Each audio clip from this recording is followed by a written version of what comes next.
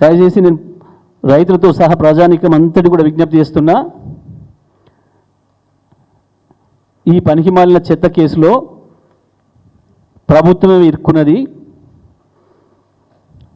రేవంత్ రెడ్డి ఏదైతే బురదల వాడి మొత్తం మూసుకున్నాడో దాని ఇతరుల మీదకి విసిరేసే పనిలో ఉన్నాడు, అంతకుమించి ఏం లేదు. ఇవాళ నేను మా మిత్రులందరూ కూడా విజ్ఞప్తి చేస్తున్నా, ఈ పనికిమాలిన లీకేజీతో వచ్చిన చర్చ అనేది దీంట్లో ఏమీ లేదు, అది ముచ్చట.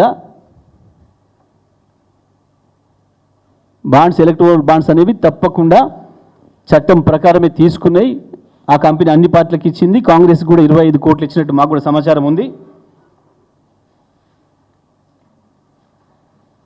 బీజేపీకి 30-40 బీజేపీకి ఇచ్చింది, 25 కాంగ్రెస్కి ఇచ్చింది, మాకు కొన్ని ఇచ్చింది, తెలుగుదేశంకి ఇచ్చింది, వైఎస్ఆర్కి ఇచ్చింది, ఇంకా వేరే పార్టీలకు కూడా ఇచ్చింది.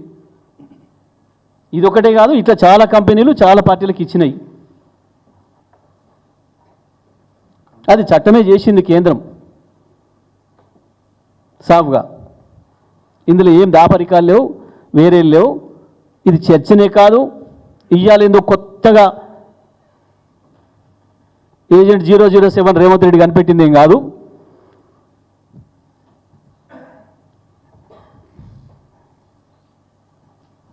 అసలు విషయాన్ని పక్కదారి పట్టించడం కొరకు కేటీఆర్ ఒక పౌరుడిగా, ఒక బాధ్యతాయుతమైన నాయకుడిగా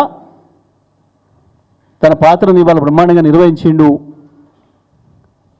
దాని నుంచి ఆ చర్చ నుంచి పక్కదారి పట్టించడం కొరకు చేసిన ఒక చిల్లర ప్రయత్నం తప్ప ఇవాళ ప్రధాన మీడియాలో, ఎలక్ట్రానిక్ మీడియాలో మధ్యాహ్నం నుంచి లేస్తుంది ఏదైతే ఉందో గ్రీన్ కోక్ సంబంధించిన బాండ్ల విషయం పూర్తిగా పనికిమాలిన చర్చ. ఇది ఏ ఆధారం లేదు. దాంట్లో ప్రజలు గమనించాల్సింది కూడా ఎవడు చెప్పిండో కూడా లేదు. కింద ఆ స్క్రోలింగ్స్కు కింద పక్కన ఎవడు చెప్పిందనేది లేదు. అదే మిగతా స్క్రోలింగ్స్లో పలాంది కేటీఆర్ మాట్లాడిండు, పలానా నిరంజన్ రెడ్డి మాట్లాడిండు, పలానా వాళ్ళ అడ్వకేట్ భరత్ మాట్లాడిండు, పలానా జగదీష్ మాట్లాడిండు, లేదా ఇంకొక ఆయన ఎవరైనా మాట్లాడితే పలానా బండి సంజయ్, పలానా కిషన్ రెడ్డి ఇంకోటి మాట్లాడిండు అని వేస్తున్నారు. లేదా మంత్రులు మాట్లాడితే కూడా పలానా పొన్నం ప్రభాకరో, బట్టి విక్రమార్కో, రేవంత్ రెడ్డో మాట్లాడి అని వేస్తున్నారు. కానీ ఇవాళ మధ్యాహ్నం నుంచి వచ్చిన చెత్త వార్త ఏదైతుందో ఎవరు చెప్పింది అనేది లేదు. అంటేనే అబద్ధానికి అమ్మయ్య ఎవడుండడు, అబద్ధానికి అమ్మ అయ్య ఎవడుండడు. ఆ వార్త గంతే. కేర్ ఆఫ్ అడ్రస్ లేదు. ఎవడు రాను అంటే పలానా కొడుకునని చెప్పాలి.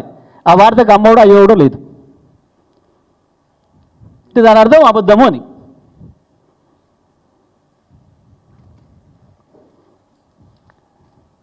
కాబట్టి ప్రజలు కూడా, రైతు సోదరులు కూడా ప్రత్యేకించి ఇది మిమ్మల్ని మోసం చేయడానికి చేస్తున్న చిల్లర ప్రయత్నం.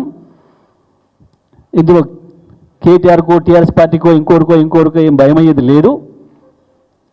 బాజాబ్తో పోయింది ఇవాళ హీరోలాగా, ఒక బాధ్యతాయుతమైన నాయకుడిగా, ఒక మంచి చట్టాన్ని గౌరవించే పౌరుడిగా పోయిండు. విచారణ చేయడానికే వాళ్ళకు వణుకు పుట్టింది. పాపం వాళ్ళు కాదు, వాళ్ళు చిన్న పాత్రలు. పైనుంచి ఏది వస్తే అది ప్రజలకు అర్థం కావాలంటే తోలుబొమ్మలాట.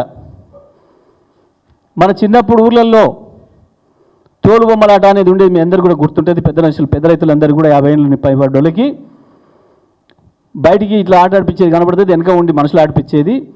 ఇప్పుడు జరిగే విచారణలన్నీ కూడా తోలుబొమ్మలాటలాగా నడుస్తున్నాయి.